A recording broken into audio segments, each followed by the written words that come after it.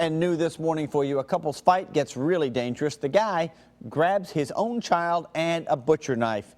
Never a good combination. News Channel 5's Jennifer Reyes just got this information from the Metro Jail, and she's live down at the CJC. First of all, let's talk about that kid. How old are we talking about, and is he okay?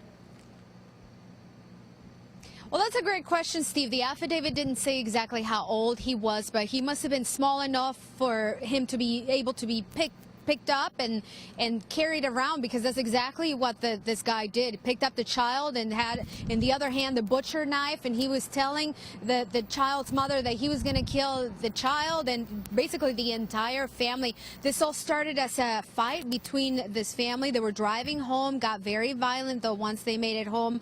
Allegedly 34-year-old Thomas Fields punched the kid's mother in the face, and then when she threatened to call police, well, that's when he picked up the child in his arms, picked up a butcher knife, and was threatening to kill the entire family. Now, the mother did end up trying to call police, but in the process, though, this man grabbed the cell phone from her and threw it against the ground. It broke, but somehow she was still able to call authorities. They showed up very quickly. Luckily, made that arrest. 34-year-old Thomas Fields is in jail this morning, facing several charges, including one for aggravated assault with a deadly weapon.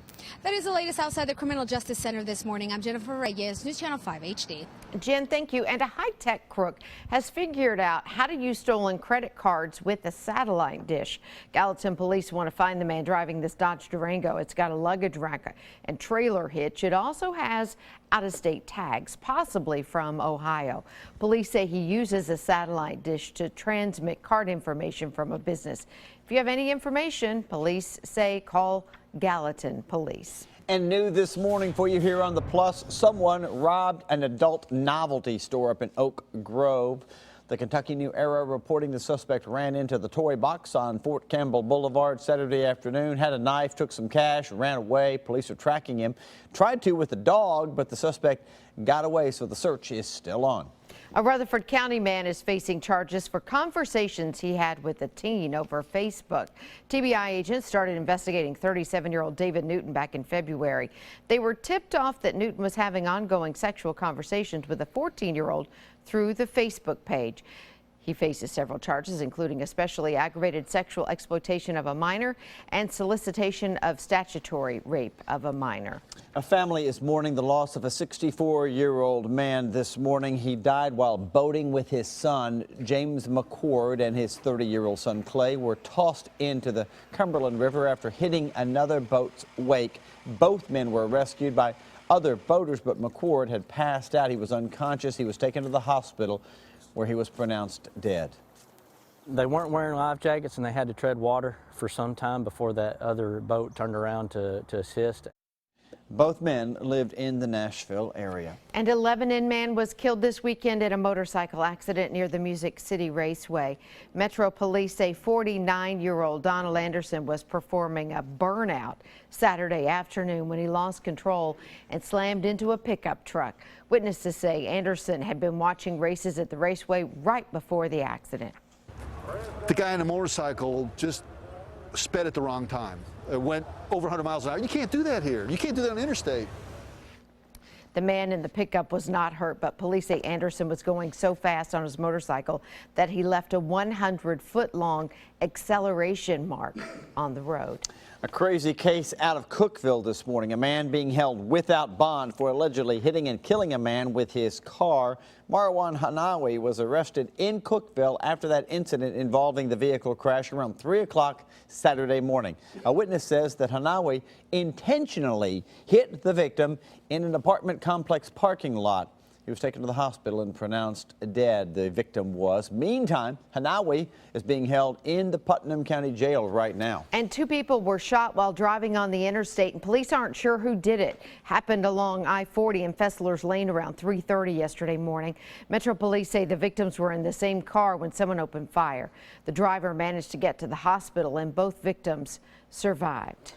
All right, slow it down in Putnam County, because blue lights on 2 wheels may be coming your way. 2 new motorcycles may be joining the Putnam County Sheriff's Department. They're going to ask the county commission for the money to lease those Motorcycles. The Herald Citizen telling us that Sheriff Ferris says those motorcycles will better serve the community in a safe and more fuel-efficient manner. The price tag for leasing the two motorcycles for a couple of years, about $6,700. There is a new push for peacefulness in one Nashville community where neighbors are looking to put in a quiet zone for trains at a nearby railroad crossing. The push for a quiet zone in the East Nashville neighborhood would ban trains from blasting their horns near the crossing at Delmas Avenue, except for during emergencies. A similar quiet zone put in place north of downtown last month is giving neighbors encouragement. Some are even turning to Facebook to spread the word. It's simple to get on and really just let people know about what's going on, and short of walking down the street and flyering everybody's mailbox, I think it's the easiest way to get in touch with strangers in a lot of ways.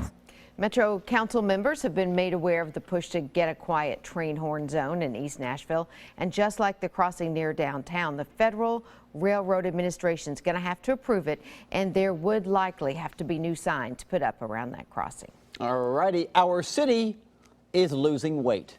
Data from the Metro Nashville school system showing the percentage of kids classified as obese or overweight dropping from 38% in 2010 and 2011 down to 36%. A couple of points, but still it's an improvement. 36% in 2012-2013. The mayor's office has been leading the campaign to get our city healthier. In schools also, they've joined forces serving healthier lunches, adding new vending machines with healthier options as well, and even more exercise during the day for the kids. Despite the decrease, Nashville still falling short when compared to other large cities, so more work to be done. Nearly 1 in 4 Nashville area residents considered to be obese. And happening today, a meeting to discuss how to improve water quality in the Stones River watershed. The Tennessee Department of Environment and Conservation will host the interactive meeting. Several agencies will be there to help with questions, answers, and education. It starts at 5:30 at the Patterson Park Community Center in Murfreesboro. Also today, a community meeting is taking place in East Nashville to discuss Metro Schools' plans to fix poor performing schools. It starts at 5:30 at Neely's Bend Middle. If you can't make it, there is another one tomorrow at Madison Middle. It also starts at 5:30.